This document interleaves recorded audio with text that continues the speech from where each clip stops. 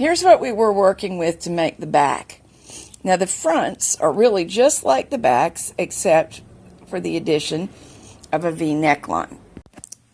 Decreasing so that there's 3 inches here will mean my total neckline width is 6 inches, which is a little bit wide, but we're going to come in with the band that we crochet along here. So that's my choice. I think it would fit quite a lot of people rather well, but you can do your own figuring if you wish to. Decreasing 3 inches means decreasing 10 stitches in the gauge that I'm getting, and you're probably getting something similar. What we want to do is divide those decreases evenly or close to evenly along the length of these rows. There are several ways to do it, the most famous being called the magic formula, which is an equation, and you can find it all over the internet to do the math yourself. There are also apps that do it, and there is software that does it. Or you can just do it with simpler math. 36 rows is what I'm knitting here. If we were doing the 7 or 8 inch armhole, we would have 28 or 32 rows. So in any case, it's going to work all right, because this is what happens. Of my 10 decreases, one is right there. We need the last one to be somewhere around here. So it's going to work out fine, because starting with this as 0 and running 36 rows up, I'll have completed 10 decreases in 27 rows. That's because we have already made one of the 10 right here. So that will go 3, 6, 9, 12, 15, 18, and so on. Last decrease will be on row 27. So for either of the 2 larger armholes, there's really not a problem. We'll be done before the last knitted row. We'll be cutting it pretty close with the 28 row 7 inch armhole. And I think it will work out fine if instead of starting on the row after you begin your armhole shaping, you start at the row before. And that will give you enough room that there are a couple straight rows here, and I think that will be okay. You can also do your own math and decide that you want more or fewer decreases. You must compare to the size you're making. You obviously can't decrease more stitches than you have, and you don't want to end up with 2 stitches there. It needs to be a reasonable shoulder width. So there are a great many variables, and I can't possibly cover them all in a video. But basically, your total number of stitches will be reduced by however much you decrease at the armhole and however much you decrease for the V-neck, and you must have a reasonable shoulder width, minimum of 2 inches wide.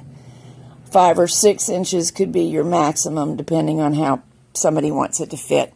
So let's go see what this looks like on the actual Addy knitting machine. All right, what we have is the same beginning as on one of the back pieces, and I'm already up to row 80, and I've already removed my underarm stitches over here. Here's my yarn gate, and over here is the other side of my knitting where the neckline will be. I am now ready to begin knitting back towards the neckline, so let's do that. I'm being very careful because I don't want to have a boo-boo on camera. Bad enough to mess up, worse to record it for the entire world.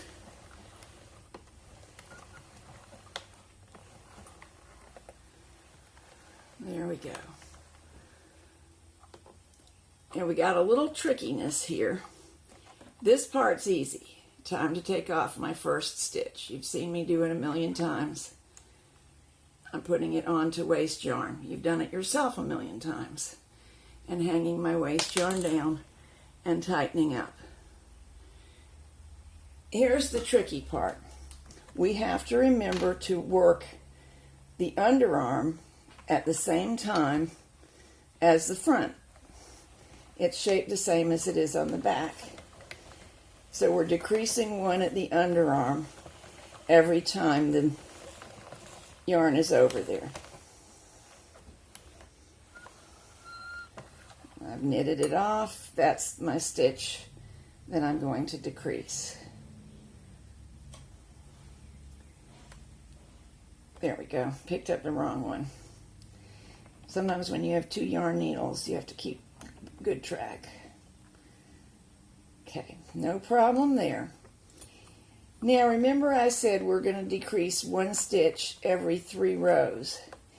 You see why that will be a problem? Here's row 1. Row 2 will be over here. Row 3 will be over here. We cannot decrease at the neckline from this side. This is the underarm. So what we'll have to do is alternate, doing it every 2 rows and then every 4 rows. That'll come to the same number of decreases, over the same space as doing it every 3rd row. And we must do what's physically possible. The only bad thing about this is just the difficulty in keeping track.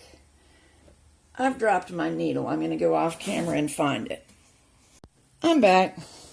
Silly me. I was just looking at the wrong end of the yarn, I'm embarrassed to say.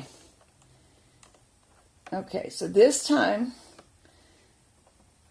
we did it in a decrease in 2 rows. Now row 1 knits us back to the other side where we will decrease for the underarm.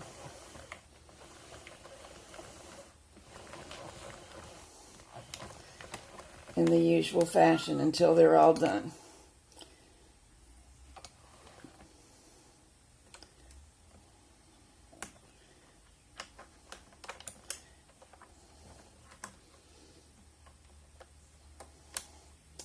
Well, that could have been more graceful. Sorry about that.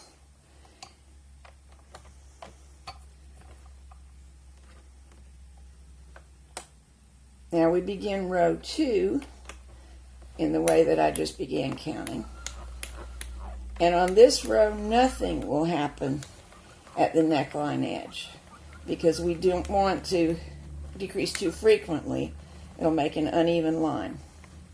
So we're waiting for row 4 so as to average every 3rd row.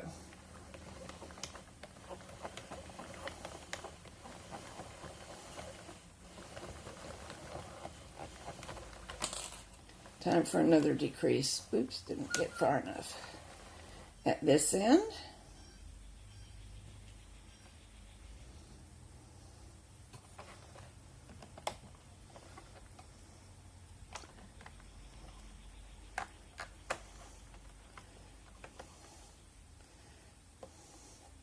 Tighten up. Knit back. Now, I confess, you may have seen me hesitate and do that thing that you should never do at the beginning of the row we just finished. And I think that one of my stitches responded. There it is. It went in the wrong place, but I was fortunate. I was able to pop it back where it belonged without a fuss. Now, this is our 4th row. So in order to average doing it every 3rd row, we decreased on row 2. We're decreasing again on row 4. And then we'll do it again on row 2. Tighten up. Go back to the armhole side. I see a yarn snarl forming. Got to get rid of that. You know how bad that can be. The smallest snarl is the biggest problem.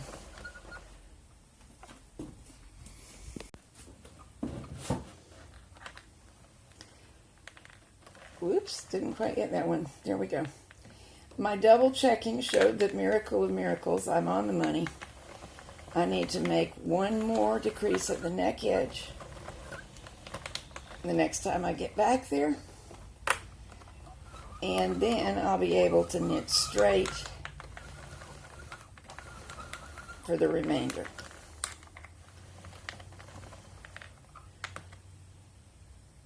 Now, after the decreasing is done, knitting straight to the shoulder is a pretty ordinary skill that you've got in hand already.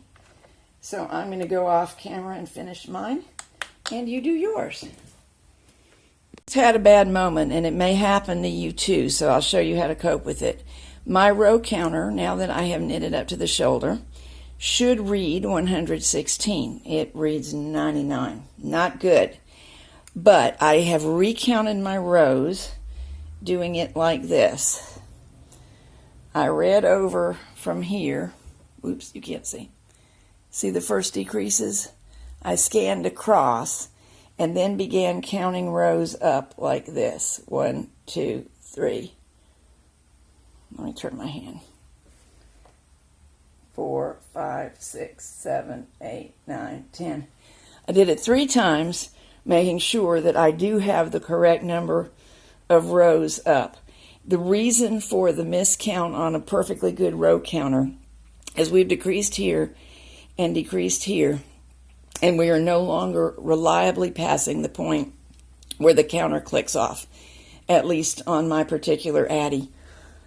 Mine has been somewhat altered because we put it back together without regard for that on one occasion, and Jack decided, he offered to take it right back apart, and I said, nah, we'll wait till we need to service it again. I can live with it. And normally it doesn't matter to me where in the round the time clicks off or the row clicks off. In this particular instance, I've inconvenienced myself, and it could happen to you for any number of reasons, including a faulty row counter. But just count up your rows, calm down, deep breath, we'll all be fine. And now I'm ready to remove this on waste yarn.